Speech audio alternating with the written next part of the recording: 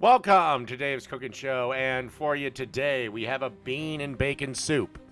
All right, over a medium-low heat, I have 1 pound of bacon that I've diced up, chopped up. Don't worry, it'll separate while it cooks. And then you want to cook this till it's done. And after you drain, before you drain it, you want to reserve at least 2 tablespoons of bacon oil. Then you want to return this pan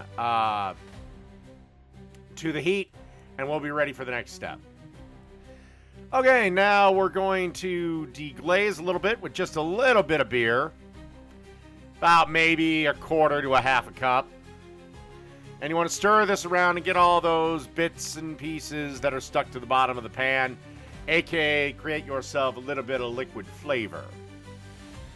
Okay, now it's time to add our veggies, which consists of 1 cup diced onions, 1 cup diced carrots, and 1 cup diced celery. Then you're going to want to stir these around, and then you're going to want to cook these for, I cooked them for about 7 minutes or so, give or take. Just kind of slowly stir them around, let them get some heat on them. And of course, don't forget to give them a little bit of salt and a little bit of pepper. Okay, now it's time to add the garlic. And you want to give this about, a minute to cook. And then you want to add 4 cups of chicken broth. Or one of those standard, containers you get in any grocery store.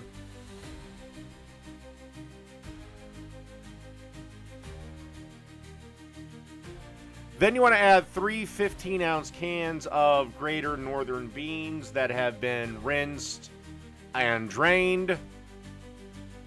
And then, of course, add some salt, add some pepper. And then you want to simmer this for 1 hour. Okie dokie.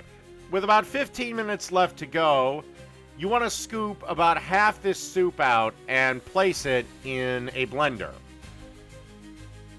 And then you want to blend this into a nice, fine puree.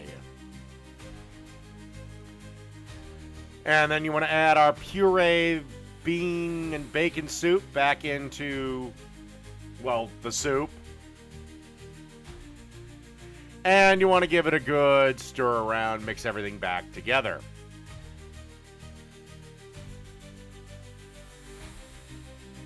And remember that bacon we made? Well, it's time to add it back. Like I said, this is all in the pretty much last 15 minutes or so of simmering. Just want to stir everything back and then let everything get happy and incorporated.